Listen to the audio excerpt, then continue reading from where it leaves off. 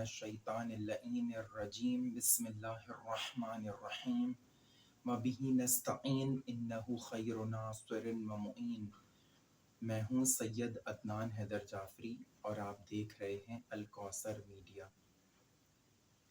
آج ہمارے پاس امام جعفر صادق علیہ السلام کے حوالے سے ایک واقعہ موجود ہے، اور وہ واقعہ اس طرح سے ہے کہ ایک مرتبہ امام علیہ السلام کا ایک چاہنے والا امام کی زیارت کے لیے مدینہ منورہ آیا۔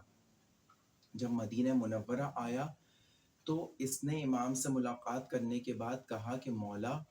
کوفے میں بنی امیہ کا ایک کاتب جو رہتا ہے وہ میرا دوست ہے اور وہ چاہتا ہے کہ آپ سے ملاقات کرے۔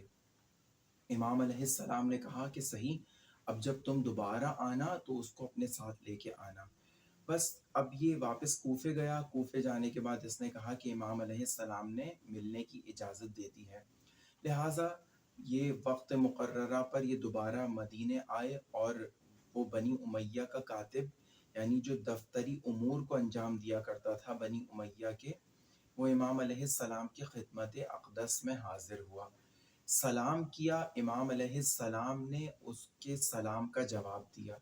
کون ہے؟ بنی امیہ، جو کہ آل علی کے بدترین دشمن ہیں،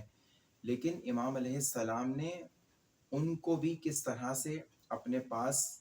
بلایا اور سلام کا جواب بھی دیا اور بات بھی سنی۔ اب اس نے کچھ گفت و شنید کے بعد امام علیہ السلام سے کہا کہ میں نے بہت عرصے تک بنی امیہ کے دفتری امور کو انجام دیا، اور اسی سلسلے میں نے بہت ساری رقم بھی جمع کی۔ یعنی یہ لوگ حرام اور حلال کا تو خیال رکھا ہی نہیں کرتے تھے، جیسے کہ ان کے آقا بھی لوگوں کے ساتھ ظلم و ستم کیا کرتے، تو ان کے کارندے بھی حرام کو حلال، حلال کو حرام کر دیا کرتے، لہٰذا ان کو کوئی تمیز نہیں ہوتی کہ کس کا مال لے رہے ہیں، کیا کر رہے ہیں، تو لہٰذا اس نے بہت زیادہ دولت جمع کی۔ اب کہا کہ مولا، میں نے اتنی ساری دولت جمع کی، لہٰذا اب میرے پاس نجات کی کیا صورت ہے؟ یعنی جو کچھ بھی میں نے کیا، اس کا کہنے کا مقصد یہ تھا کہ میں نے سب ظلم و ستم سے جمع کیا ہے۔ تو امام علیہ السلام نے اس سے اس طرح سے کہا کہ اگر بنی امیہ کے لوگ مختلف حوالوں سے بنی امیہ کی مدد نہ کرتے تو ہمارا حق کبھی بھی غصب نہیں ہو پاتا، کیونکہ کچھ لوگوں نے بنی امیہ کے دفتری امور کو انجام دیا، کچھ لوگوں نے بنی امیہ کے ساتھ جنگوں میں ساتھ دیا، دیگر حوالے سے ان کا ساتھ دیا، جبھی تو یہ برسر اقتدار رہے اور ائمہ ہدی علیہم السلام کا حق ان سے محروم رہا۔ تو لہٰذا امام نے یہی کہا کہ اگر یہ لوگ ساتھ نہ دیتے تو کبھی بھی ہمارا حق ہم سے محروم نہ ہوتا۔ اب اس نے یہ سنا اور اپنے سر کو جھکا دیا۔ اب امام علیہ السلام سے اس نے کہا کہ فرزند رسول، بتائیے کہ میری نجات کی کیا صورت ہو سکتی ہے؟ امام علیہ السلام نے کہا کہ دیکھو، تمہاری نجات کی ایک ہی صورت ہے کہ اگر تم میرے بتائے ہوئے طریقے پہ عمل کرو تو میں تمہیں جنت کی ضمانت دیتا ہوں۔ اب اس نے بڑے غور سے سنا اور کہا کہ بتائیے فرزند رسول کہ آپ مجھے کیا طریقہ کار بتاتے ہیں؟ امام علیہ السلام نے کہا کہ دیکھو، تم نے جتنی بھی جو دولت جمع کی ہے بنی امیہ کی خدمت کرتے ہوئے، اگر جن کا تم نے حق غصب کیا ہے، جن کے ساتھ ظلم کیا ہے، اگر تم ان کو جانتے بھی ہو اور وہ تمہارے سامنے موجود ہیں، تو تم ان پر جو تم نے ان کا مال غصب کیا ہے ان تک پہنچا دو، یعنی کہ واپس کر دو، اور جن کے بارے میں تم بھول چکے ہو تو لہٰذا ان کی طرف سے اللہ کی راہ میں صدقہ کر دو۔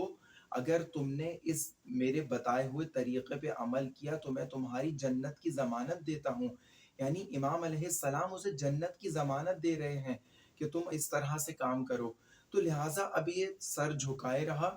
اور تھوڑی دیر کے بعد سر کو اٹھاتا ہے اور مصمم ارادے سے کہتا ہے کہ مولا، جس طرح سے آپ نے مجھے بتایا ہے میں اسی طرح سے عمل کروں گا۔ بس چلتا ہے اپنے دوست کے ساتھ واپس کوفے کی طرف۔ اب کوفے جب پہنچتا ہے تو کوفے جانے کے بعد اس کے پاس جتنا مال تھا، جن جن کو یہ جانتا تھا کہ میں نے ان لوگوں کے ساتھ ظلم و ستم کر کے ان کا مال لوٹا ہے، اس نے ان تک ان کے مال کو پہنچا دیا، اور جن کے مال کے بارے میں بھول چکا تھا، نہیں جانتا تھا، بس اللہ کی راہ میں ان کی طرف سے صدقہ کر دیا۔ حالت یہ ہوئی کہ اس نے جو اپنے تن پر کپڑے پہنے ہوئے تھے ان تک کو اتار دیا۔ اب جو اس کا ساتھی دوست تھا، جو امام علیہ السلام کا چاہنے والا تھا، اس نے کچھ لوگوں کی مدد سے اس کو کچھ رقم جمع کر کے دی تاکہ یہ اپنے بیوی بچوں کا گزر بسر کر سکے، اور اسے لباس مہیا کیا۔ اب حالت یہ ہوئی کہ یہ امام علیہ السلام کے طریقے پر عمل کرنے کے بعد محنت مزدوری کرنے لگا، روزانہ محنت مزدوری کرنے جاتا، حق حلال کی کماتا، لیکن ایک مرتبہ ہوا یہ کہ یہ شدید علیل ہو گیا، شدید یعنی علالت ایسی ہوئی کہ بستر مرگ پر آ گیا۔ اب حالت ایسی ہے کہ نزع کا عالم طاری ہے، اور نزع کا عالم جب انسان پر ہوتا ہے تو یقیناً بہت سے لوگ ایسے ہوتے ہیں کہ جن کی ظاہری آنکھ بند ہو جاتی ہے، لیکن وہ نزع کے عالم میں ایسی ایسی چیزوں کا مشاہدہ کر رہے ہوتے ہیں۔ لہٰذا اس کے دوست کو پتہ چلتا ہے، جو امام کا چاہنے والا ہوتا ہے، وہ اس کی عیادت کے لیے اس کے گھر پہ آتا ہے۔ اب جیسے ہی گھر پہ آتا ہے تو اس سے ملاقات کے لیے آگے بڑھتا ہے، تو یہ اپنی آنکھوں کو کھول دیتا ہے، کیونکہ نزع کا عالم تھا، آنکھیں بند تھیں، لیکن اس نے اپنی آنکھوں کو کھول دیا، اور جیسے ہی آنکھوں کو کھولا فوراً کہا کہ تمہارے آقا اور مولا نے مجھ سے جو وعدہ کیا تھا، انہوں نے وہ اپنا وعدہ پورا کر دیا، یعنی ابھی دنیا سے گیا نہیں ہے، نزع کا عالم ہے، سانسیں چل رہی ہیں، لیکن دیکھیے فرزند زہرا نے، فرزند رسول نے دنیا میں ہی بشارت دے دی جنت کی، اور اپنے وعدے کو پورا کر دیا، کیونکہ امام نے کہا تھا کہ اگر تم نے میرے بتائے ہوئے طریقے پہ عمل کیا تو میں تمہیں جنت کی ضمانت دیتا ہوں۔ بس اس نے یہ کہا اور اس کی روح اس کے جسم سے پرواز کر گئی۔ اب امام کے اس چاہنے والے نے کچھ لوگوں کے ساتھ اس کی تجہیز و تکفین کا انتظام کیا، بس تجہیز و تکفین ہوئی، اور اس کے بعد یہ اس کا دوست بھی اپنے گھر کی طرف چل دیا۔ لیکن ایک مرتبہ پھر سے یہ اس کا دوست مولا امام جعفر صادق علیہ السلام کے پاس مدینہ منورہ گیا۔